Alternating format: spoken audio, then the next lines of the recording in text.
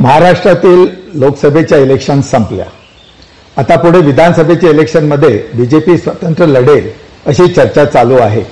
BJP असे का करेल याची बरीच कारणे आहेत. आपण या व्हिडिओमध्ये बीजेपीने असे केल्यास विधानसभेचे पिक्चर काय होऊ शकते हे बघणार आहोत. या मॉडेलमुळे आपल्याला बीजेपी असे का करेल याचे मुख्य कारण समजून येईल. तसेच बीजेपीच्या या स्ट्रॅटेजीवर मवियाने काउंटर स्ट्रॅटेजी कशी करावी ते सुद्धा उघड होते. तसेच या मॉडेलमुळे बीजेपीने लोकसभेमध्ये उद्धव ठाकरेंच्या उमेदवाराविरुद्ध लढणे का अवॉइड केले हे सुद्धा समजते. नमस्कार मित्रांनो, मी सुनील कामत आणि आपण पाहत आहात द रिंगण लाईव्ह. तर मित्रांनो, युतीतील बीजेपी, एकनाथ शिंदे आणि अजित पवार स्वतंत्र लढले तर विधानसभा इलेक्शनचे पिक्चर कसे चेंज होऊ शकते यासाठी मी काही आकडे गृहीत धरलेले आहेत, जे आतापर्यंत झालेल्या ओपिनियन पोल्स, इंडिया टीव्ही CNXचा आधीचा पोल आणि सध्याची परिस्थिती बघून गृहीत धरलेले आहेत. या आकड्यामध्ये एरर असू शकते. तरी पण युती एकत्र लढली किंवा वेगळी वेगळी लढली तर काय तुलना होते किंवा काय बदल होतो आणि कोणते डायनॅमिक्स इंटरॅक्ट करतात हे बघण्यासाठीच फक्त आपण या आकड्यांचा वापर करीत आहोत. आता येथे आपण ओपिनियन पोलचे आकडे दिलेले आहेत. या ठिकाणी महायुती आहे म्हणजे बीजेपीला 32% वोटिंग शेअर मिळेल, शिंदेना 7% आणि अजित पवारांना 5% मिळून टोटल महायुतीला 44% मतदान होईल वोटिंग शेअर असे दाखवलेले होते. आणि तसेच या बाजूला महाविकास आघाडीलाही जवळजवळ 45% म्हणजे 1%च अधिक, ज्याच्यामध्ये उद्धव ठाकरेंच्या शिवसेनेला 20%, काँग्रेसला 16% आणि शरद पवारांना 9% असे होते. आणि 44 आणि 45 असा जवळजवळ समान वोटिंग पर्सेंट असल्यामुळे महायुतीला 24 सीट्स आणि महाआघाडीला 24 सीट्स, ज्याच्यापैकी भाजपाला 19, शिंदे शिवसेनेला 4 आणि अजित पवारांना 1, आणि इकडे उद्धव ठाकरेंना 11 सीट्स, काँग्रेसला 8 आणि शरद पवारांना 5 सीट्स अशा दाखवल्या होत्या. आता प्रत्यक्षात माझ्या मते महाविकास आघाडी ही 24 पेक्षाही अधिक जागा मध्ये निवडून येईल. परंतु आजचा विषय आपला किती महाविकास आघाडीचे आणि किती महायुतीचे हा नाही आहे. त्याच्यामुळे हे आकडे 24-24 हे महत्वाचे नाही आहेत. तर आता आपल्याला माहिती आहे की ओपिनियन पोलवाले हे सिंपल प्रत्येक पक्षाचे 32%, 7% वगैरे असे घेतात आणि ते ऍड करून 44% काढून त्यांना सीट्स अलोकेट करतात. ह्याहून जास्त फॅक्टर्स ते इन्क्लूड करत नाहीत. परंतु वोट ट्रान्सफर बरोबर होते का होत नाही हा एक सर्वात महत्वाचा मुद्दा असतो आणि तो ओपिनियन पोलवाल्यांनी लक्षात घेतलेला नसतो. तर त्याच्यामुळे प्रत्यक्षात असे होत नाही जसे यांनी दाखवलेले आहे. तर प्रत्यक्षात काय होते हे आपण इकडे दाखवलेले आहे. म्हणजे समजा आपण एक मतदारसंघ उदाहरणार्थ घेऊया, ज्याच्यामध्ये महायुती आघाडीतून भाजपाचा उमेदवार लढतोय आणि महाविकास आघाडीमधून उद्धव ठाकरेंचा उमेदवार लढतोय. तर अशा वेळी आपण एक याच्यामध्ये ॲझम्पशन ढोबळमानाने करतो, जे प्रत्यक्षात वेगळे असेल, की हा जो वोट शेअर आहेत 32%, 7%, हा ऍक्च्युली सरसकट महाराष्ट्राचा आहे, पण तोच प्रत्येक कॉन्स्टिट्युएन्सीला लागू आहे असे आपण एक गृहीत धरतो, जे एवढे बरोबर नाहीये. तरी पण त्यामुळे आपल्याला अंदाज येतो ही तुलना करण्यामध्ये. तर या ठिकाणी प्रत्यक्षात भाजपाला त्यांचे स्वतःचे 32% हे जरूर मिळतील. आता अजित पवारांचे 5% पण त्यांना मिळतील. फक्त एकनाथ शिंदेचे जे 60% मतदार आहेत त्याच्यापैकी 2% मतदार हे उद्धव ठाकरेंच्या उमेदवाराला मत करतील आणि फक्त 5% भाजपाला करतील. कारण हे कट्टर शिवसैनिक असलेले त्यांना उद्धव ठाकरेंचे उमेदवार नक्कीच जवळ वाटत असणार भाजपाच्या उमेदवारापेक्षाही. तर त्याच्यामुळे भाजपाला 32 अधिक 5 अधिक अजित पवारांचे 5 म्हणून 42% मिळतील आणि 44% मिळणार नाही. या उलट उद्धव ठाकरेंच्या उमेदवाराला त्यांचे स्वतःचे 20% मिळतील, काँग्रेसचे 16% मिळतील आणि शरद पवारांचे 9% मिळतील आणि याच्या अधिक शिंदेचे हे 2% मिळून त्यांची टोटल मात्र 47% होईल. म्हणजे अशा कॉन्स्टिट्युएन्सीमध्ये उद्धव ठाकरेच्या उमेदवाराचे पारडे हे भाजपाच्या उमेदवारापेक्षा नक्कीच जड राहील. आता आपण दुसरी कॉन्स्टिट्युएन्सी बघितली जिकडे परत भाजपाच आहे महायुतीमधून आणि महाविकास आघाडीमधून मात्र काँग्रेस आहे. तर काय होईल? तर परत भाजपाला त्यांचे स्वतःचे 32 मिळतील आणि यावेळेला मात्र त्यांना शिंदे सेनेचे सर्वच्या सर्व 7 मिळतील. कारण शिंदे सेनेचे जे मतदार आहेत त्यांना काँग्रेसचे काही सोयीसुतक नाही आणि त्यामुळे ते युती धर्म पाळून आणि भाजपा आणि त्यांची आयडिओलॉजी सेम असल्यामुळे भाजपाला देतील. मात्र येथे अजित पवारांचे जे 5% मतदार आहेत त्यापैकी 3% हे काँग्रेसला देतील. कारण ते अजित पवारांचे मतदार हे धर्मनिरपेक्ष आयडिओलॉजीचे आहेत आणि काँग्रेसही जवळजवळ सेम आहे. तर त्याच्यामुळे ते बीजेपीला न देता काँग्रेसला देतील आणि उरलेले 2% बीजेपीला देतील. यामुळे भाजपाला त्यांचे 32, उद्धव ठाकरेंचे 5, शिंदेचे 7 आणि अजित पवारांचे 2 मिळून तब्बल 46% वोटिंग होईल. आणि काँग्रेसला मात्र उद्धव ठाकरेंचे 20पैकी 15, त्यांचे स्वतःचे 16, शरद पवारांचे 9 आणि अजित पवारांचे एक्स्ट्रा 3 म्हणून 43% होईल. तर अशा प्रकारे अशा कॉन्स्टिट्युएन्सीमध्ये जिकडे भाजपा विरुद्ध काँग्रेस आहे तिकडे भाजपाला जिंकून येण्याचे चान्सेस फार जास्ती आहेत. आणि यामुळेच सर्व निरीक्षकांनी प्रचंड आश्चर्य व्यक्त केले होते की 48 पैकी 4 ठिकाणीच बीजेपीने उद्धव ठाकरे विरुद्ध आपले उमेदवार उभे केले होते आणि बाकी सर्व ठिकाणी त्यांनी काँग्रेस किंवा शरद पवारांचे एनसीपी विरुद्ध लढणे पसंत केले. जणू काही बीजेपी ठाकरेंच्या उमेदवारांना घाबरत होती, परंतु प्रत्यक्षात तसे काही नव्हते. त्याचे कारण हे होते जे आपण इकडे या टेबल्समध्ये दाखवले. कारण उद्धव ठाकरेंना भाजपा विरुद्ध लढल्यास एक नॅचरल ॲडव्हान्टेज मिळतो.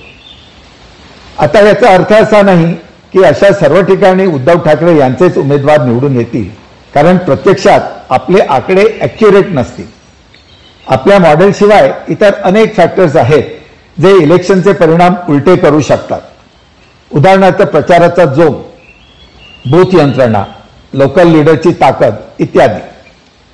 तसेच किती लोक प्रत्यक्ष मतदान करतात हेही महत्वाचे आहे. आणि जेव्हा मतदान फक्त 48 किंवा 50% होते त्याच्यामुळे हे सर्व आकडे फोल ठरू शकतात. विधानसभेच्या इलेक्शनला काही ठिकाणी भाजपाबरोबर मनसेही असेल. 4 जूनच्या निकालानंतर आपल्याकडे वोटिंग शेअरचे प्रत्यक्ष आकडे येतील तेव्हा हे मॉडेल जास्त ॲक्युरेट होऊ शकते. आता वरील सर्व फॅक्टर्स आपण दुर्लक्षिलेले आहेत आणि सर्वात मोठे सिम्प्लिफिकेशन आधी सांगितल्याप्रमाणे म्हणजे अख्ख्या महाराष्ट्राचा प्रत्येक पक्षाचा वोटिंग शेअर आपण हा प्रत्येक कॉन्स्टिट्युएन्सीचा आहे असे गृहीत धरले आहे. प्रत्यक्षात आपल्याला प्रत्येक मतदारसंघाच्या आकड्यांचा सखोल अभ्यास करून मॉडेलने दिलेले इन्साइट्स वापरावे लागतील किंवा त्या आकड्यांचा इफेक्ट मॉडेलमध्ये द्यावा लागेल. तसे केल्यास आपल्याला व्हिडिओ 1 तासाचा बनवावा लागेल आणि त्यामुळे कृपया असे समजू नका की या मॉडेलमधील रिझल्ट्स प्रत्यक्षात येतील किंवा प्रत्यक्षात आहेत. आता जर फडणवीसांनी एकला चलो रे चा नारा दिला तर काय होईल, म्हणजे हे विधानसभेचे चित्र आपण बघत आहोत. आता यामध्ये महाविकास आघाडी ही परत एकत्रितपणे लढेल. म्हणजे 288 असेंब्ली कॉन्स्टिट्युएन्सीमध्ये प्रत्येक ठिकाणी कुठे ना कुठे महायुतीच्या घटक पक्षाचा एक उमेदवार असेल आणि भाजपाचा मात्र उमेदवार सर्वकडे असेल. तसेच शिंदे सेना आणि अजित पवारांचाही उमेदवार सर्व ठिकाणी असेल असे गृहीत धरलेले आहे. तर आता एखादी कॉन्स्टिट्युन्सी आपण बघितली जिकडे भाजपाचा उमेदवार तर असणारच आणि महाविकास आघाडी तर्फे उद्धव ठाकरेंचा उमेदवार आहे, तर भाजपाला त्यांचे 32च्या 32% मिळतील आणि शिंदे सेनेचे जे 60% आहेत त्यापैकी 2% मतदार हे भाजपा आपल्याकडे खेचून घेईल आणि फक्त 5% मतदार हे शिंदे सेनेच्या स्वतःच्या उमेदवाराला देतील.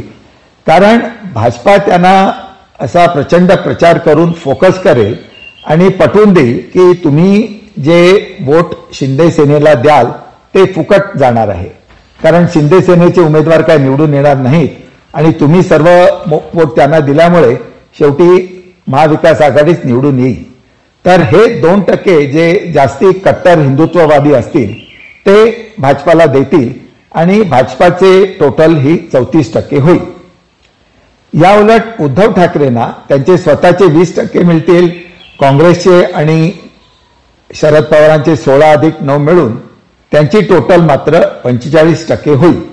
आणि त्यामुळे विधानसभेच्या इलेक्शनमध्ये जर फडणवीस एकला चलो रे असे स्ट्रॅटेजी त्यांनी केली तर जेथे जेथे उद्धव ठाकरेचे उमेदवार आहेत तिकडे ते निवडून याचे चान्सेस भाजपाच्या विरुद्ध फार अधिक आहेत.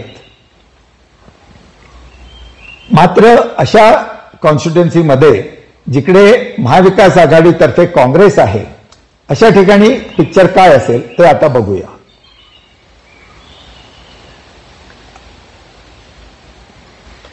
आता येथे एक नमूद करावे लागेल की हे शिंदे सेनेचे जे 2% मतदार भाजपाने खेचून घेतले तर त्याच्यामुळे स्वतंत्र लढल्यामुळे जे बीजेपीला थोडासा डिसएडव्हान्टेज येत आहे तो जरी आपण इग्नोर केला तरी स्वतंत्र लढल्यामुळे त्यांची बरीच ध्येये सफल होतात.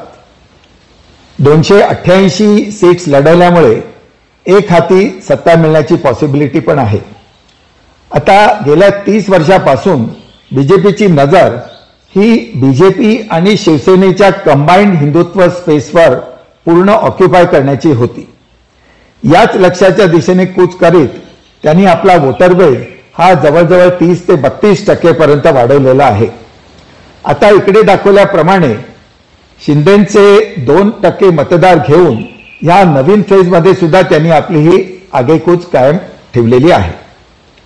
5% वोट शेअर मिळाल्यावर शिंदेची रवानगी वंचित, MIM, मनसे यांच्या ग्रुपमध्ये सामील होऊन त्यांचे काही मतदार उद्धव ठाकरेंकडे याच्या नंतरच्या इलेक्शनमध्ये आणि उरलेले सर्व बीजेपीकडे ओढले जातील.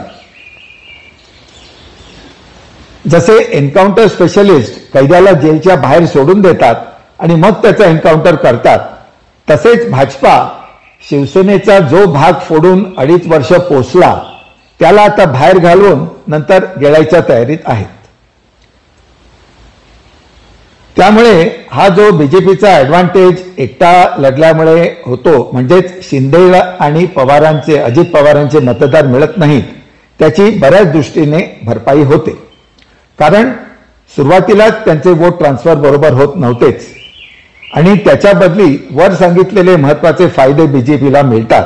आणि आपण आता पुढे बघूया की त्यांना पूर्ण 288 सीटवर निवडणुका लढवल्यामुळे 144चा विजयी आकडा काबीज करण्याची संधी उपलब्ध होईल.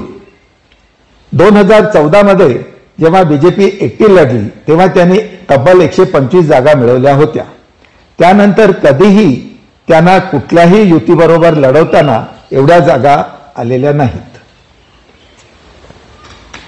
आता असेंब्ली इलेक्शनमध्ये अशा कॉन्स्टिट्युएन्सीमध्ये जिकडे भाजपा आहेच सर्व ठिकाणी, पण त्यांच्या विरुद्ध महाविकास आघाडीतला काँग्रेस असेल तर काय होईल? तर भाजपाला आधी दाखवल्याप्रमाणे स्वतःचे 32 आणि शिंदेचे 2% मिळून 34% मिळतील. परंतु त्याच्यामध्ये आता उद्धव ठाकरेंचे हे जे 20% मतदार आहेत ते त्यातले सुद्धा 6% हे भाजपाला देतील आणि 14%च काँग्रेसला देतील.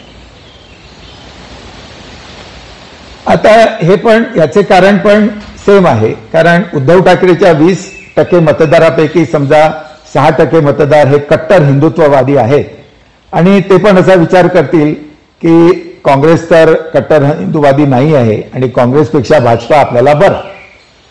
14% मात्र महाविकास आघाडीचा धर्म पाळून काँग्रेस बरोबर राहतील. आता येथे हे लक्षात घेतले पाहिजे की हे जे आपण 20%, 14%, 6% वगैरे म्हणतो, हे काय उद्धव ठाकरे शिवसेनेचे कट्टर कार्यकर्ते नाही आहेत, तर ते त्यांचे साधेसुधे मतदार आहेत. आणि काँग्रेसला त्यांचे स्वतःचे 16 आणि शरद पवारांचे 9 मिळतील आणि त्यांची टोटल 14, 16 आणि 9 अशी 39 होईल आणि इकडे भाजपाचे पारडे जड दिसेल. आता त्याच्यामुळे भाजपा या निवडणुकीत नक्कीच हे 6 आणि 14 हा स्प्लिट त्यांच्या दृष्टीने जास्ती बरा करण्याच्या दृष्टीने प्रचंड परिणाम करतील आणि त्यांचे सर्व साहित्य, सामग्री, कार्यकर्ते, पैसा सर्व याच्यामध्ये ओतून तो हा जो स्प्लिट आहे तो चांगला करायचा प्रयत्न करतील. परंतु समजा हा स्प्लिट ते चांगला करू शकले नाहीत, उलट त्यांना 14-6 बदली 5 आणि 15 असा हा जर स्प्लिट झाला तर मात्र काँग्रेसला 40 आणि भाजपाला 39 असे वोट्स मिळतील.